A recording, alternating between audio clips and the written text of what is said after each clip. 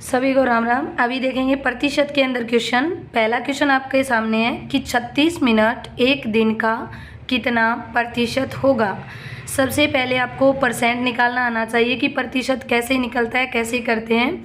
तो एक बात हमेशा याद रखना कि अगर कोई संख्या है, कोई भिन्न दे रखी है और उसे प्रतिशत में बदलना है तो आपको गुणा में 100 लगाना है। अगर आपको प्रतिशत दे रखा है और आपको प्रतिशत हटाना है तो आपको भाग में 100 लगाना है। ये दो बात आपके क्लियर होनी चाहिए। प्रतिशत में बदलते समय गुणा में 100 और प्रतिशत को हटाते समय भाग में 100। 36 मिनट दिया है एक दिन का। आप जानते हो एक दिन के अंदर 24 घंटे होते हैं, ठीक है। तो 36 मिनट एक घंटे का कितना प्रतिशत है। ऊपर आपको मिनट दे रखा है 36, तो सबसे पहले घंटे को आप मिनट में बदलो। एक घंटे के अंदर 60 मिनट होते हैं, ठीक है। तो 24 × 60 कर देना है, क्योंकि मैंने घंटे को मिनट में बदला है। और इसने क्या पूछा, एक दिन का। जो का और से लगा होता है वो भाग में होता है। तो 36/24 × 60 और गुणा में कर दीजिए 100। इन सभी को कैंसिल कर दीजिए, आंसर बनेगा 2.5%। क्लियर।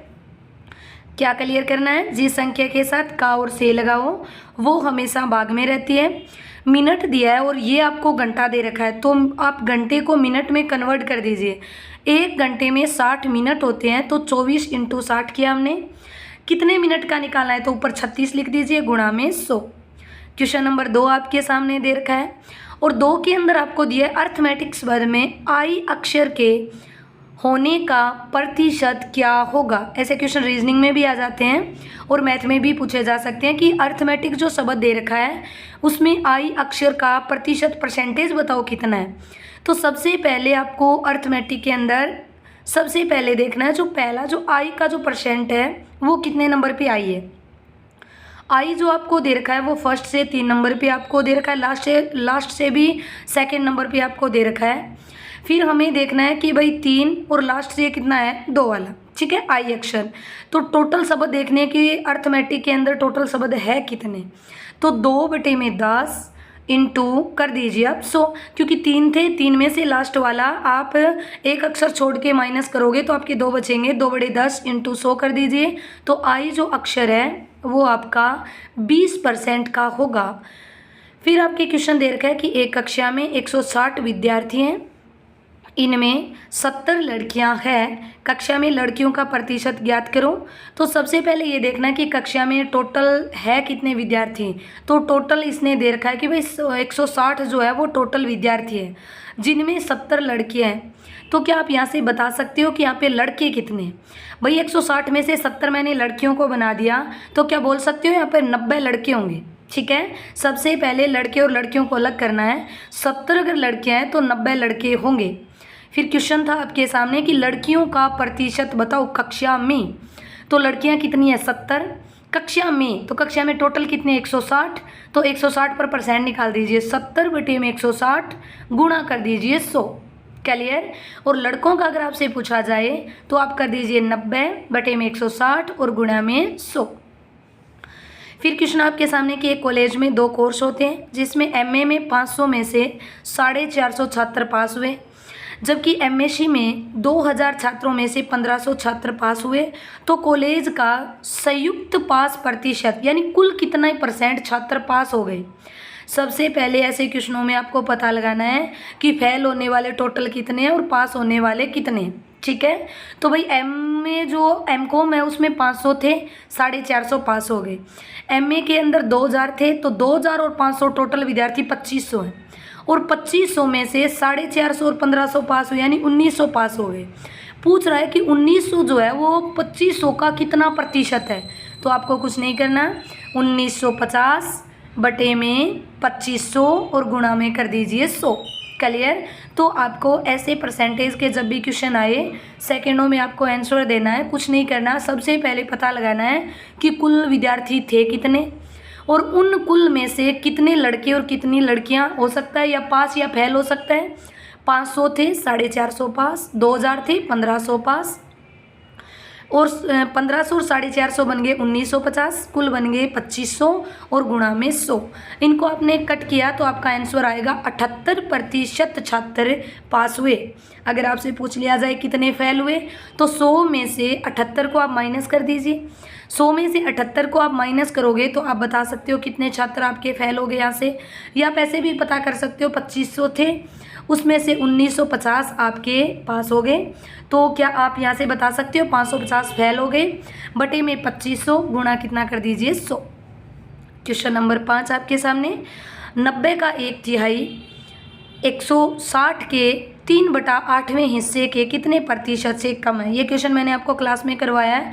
आप सभी को मेरे को आंसर देना है, कमेंट में बताना है कितना। मैं आपको हिंट दे सकती हूँ कि 90 का 1/3 होता है 90 गुणा में 1/3 और 160 का 3/8वां होता है 160 इंटू 3/8। क्लियर। और 90 का 1/3 होता है 30 और 160 का 3/8 होता है 60। 8वें हिस्से से मतलब 160 वाले से जो 90 वाला है वो कितने प्रतिशत कम है।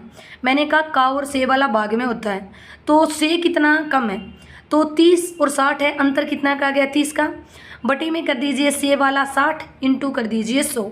मैंने ये 30 90 वाला नहीं लिया, मैंने अंतर लिया है, ठीक है। फिर आपके सामने 5500 का 9% प्लस 1100 का 2.4% माइनस 1600 का 40% का मान क्या होगा। ऐसा क्वेश्चन तब जब भी आपके सामने आए आपको 1 सेकंड में आंसर करना है। 5500 का 9% परसेंट निकालना मैंने सिखाया है। 5500 गुणा में 9 बटे में 100 प्लस 1100 गुणा में 2.4 बटे में 100 फिर माइनस 1600 इंटू 40 बटे में 100। जैसे ही आप 5500 का 9% निकालोगे तो आपका बनेगा 495 प्लस 1100 का 2.4% निकालोगे तो बनेगा 26.4 और 1600 का 40% बनेगा 640। फिर आप प्लस वाले प्लस कर दीजिए, 495 में 26.4 जोड़ दीजिए, 521.4 में से 640 घटा दीजिए, आपका आंसर बनेगा।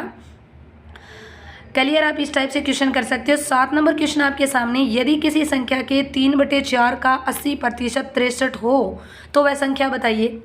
तो आप मान लीजिए वो संख्या x है, x का 3/4 यानी 3/4 तो x गुणा में 3/4 का 80 तो x गुणा में 3/4 गुणा 80/100 का परसेंट काटना है आपको डायरेक्ट। तो x का 3/4 गुणा 80/100 बराबर 63 है। आपको कुछ नहीं करना, आपको 0 से 0 कैंसिल कर दीजिए, 4 से 2 8 हो जाएगा और 2 से 10 को 5 कर दीजिए यानी 3/5 ये आपका चेंज होगा तो 5/3 बन जाएगा और यहाँ से आपका आंसर बन जाएगा 105 यानी वो संख्या जो थी वो बनेगी 105।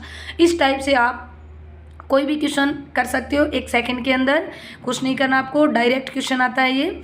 यदि किसी संख्या का 30% उस संख्या के 60% से 15 कम है, किसी संख्या का 30 यानी x का 30 बटे में 100 और x का 60 बटे में 100 कम है तो चिन्ह लगेगा माइनस का, बराबर में आप 15 रख दीजिए, क्वेश्चन बन जाएगा 30 x का 30 बटे में 100 बनेगा 3/10 और ये वाला कैंसिल करोगे तो आप बन जाएगा ये वापस 3/5 और बराबर में आपको वैल्यू रखनी है 15 और बीच में जो चिन्ह लगेगा वो लगेगा माइनस।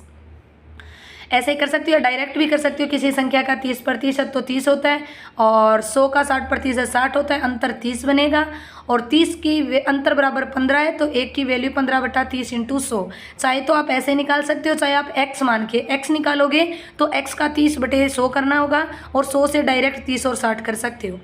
ये सेम वही क्वेश्चन आ गया कि भाई 100 का 70 और 40 के बीच अंतर 135 है। आपको कमेंट के अंदर आंसर देने हैं कि इसका आंसर कितना बनेगा। 100 का 70%, 100 का 40%, जल्दी से मेरे को आप आंसर दे कितना बनेगा इसका।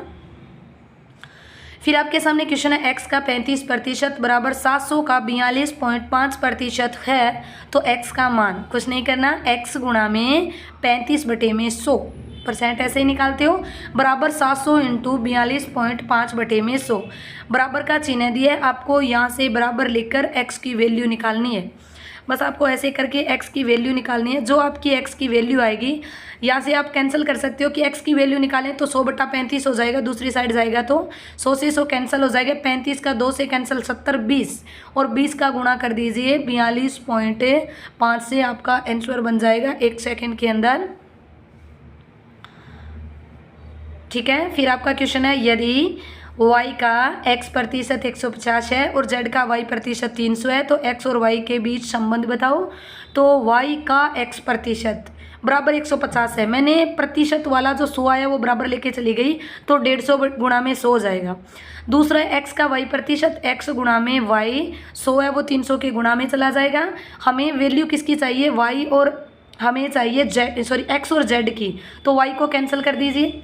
भाग करोगे ना दोनों का, y से y और 100 से 100 कैंसिल, और 150 से 300 कैंसिल हो जाएगा 1/2, क्योंकि 15 का गुणा 30 होता है, 2 गुणा 30 होता है, 1/2। x बटा वाई बराबर 1/2 बनेगा। आपको कुछ नहीं करना, z की वैल्यू निकालनी है, आप 2x कर दोगे। फिर क्वेश्चन है, y का x प्रतिशत 100 है और x का z प्रतिशत 400 है और x और y के बीच आपको अनुपात बताना। सेम वही क्वेश्चन है, आपको मेरे को कमेंट के अंदर आंसर करके देना है। अगर क्लास अगर आपको अच्छी लगे तो आपको सब्सक्राइब करना है। इसके आगे की क्लास आपको डिस्क्रिप्शन में मिल जाएगी।